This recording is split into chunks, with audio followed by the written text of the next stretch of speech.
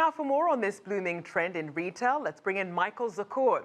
He's the Vice President of the China and Asia Pacific practice at Tompkins International. Welcome to the show. Hi, Rachelle. Thank you. And happy year of the fiery rooster. Thank you to you too. Now, Michael, what's really driving fashion boutiques and some of these luxury brands around the world to launch zodiac-themed items each year?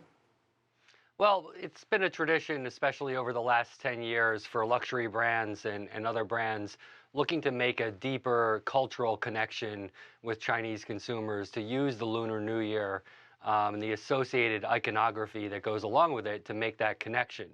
But what we've really seen is over the last few years, especially as the Chinese consumers become more sophisticated, more global, and certainly younger, it's really a hit or miss proposition to go with zodiac-themed products. Really, the new trend now is in using the Chinese Lunar New Year as a marketing tool, a marketing avenue. So the message is more in the medium than the product. So then in terms of the consumer reaction, is it different then for Chinese versus people who just want to celebrate the culture? Well, I think Chinese consumers are just like any other consumers. They don't want to be talked down to or condescended to.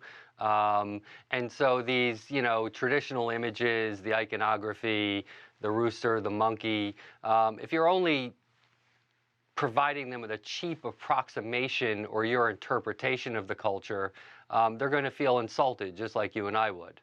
Now, since these items are tied to one specific time period, how large and how sustainable is this market? Well, the Chinese consumer market is the fastest growing consumer market in the world.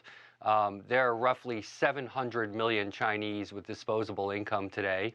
And this is the year of the fiery rooster, the fiery golden rooster, but this is also known in China as Golden Week. And so this is one of the two major golden weeks for consumerism in China. The other is during the national holiday.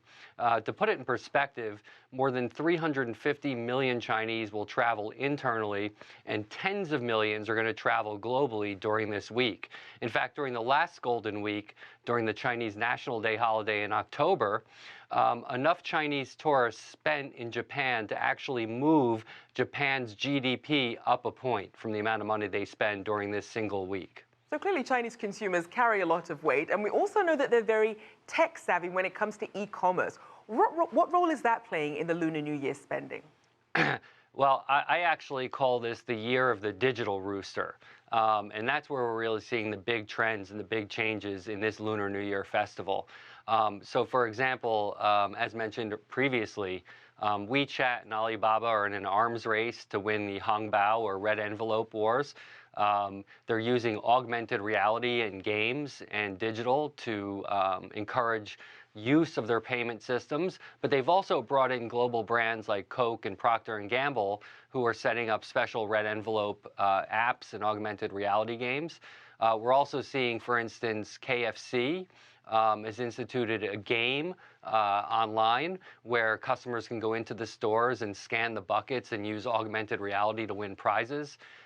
Further, we're seeing a far bigger proportion of spending this year as opposed to years past in e-commerce. So companies like JD.com and Alibaba have seen numbers go up 10, 20, 30% on spending online. So if you're one of these companies on the outside looking in, wondering how you can really get in on this trend, what advice would you give them? What trends should they be looking for?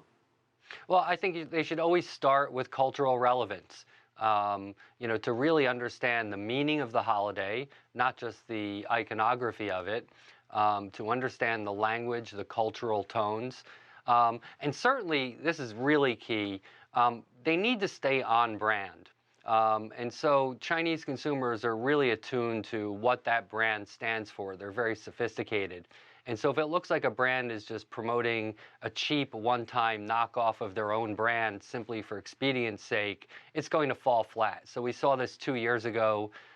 Burberry had a disaster on their hands with a product that looked like a shanzhai or a fake to most Chinese consumers. Right. More recently, Victoria's Secret did a runway show that featured 4 Chinese supermodels, but they were in phoenix and dragon costumes that really just became a joke on Chinese social media. So it's cultural relevance,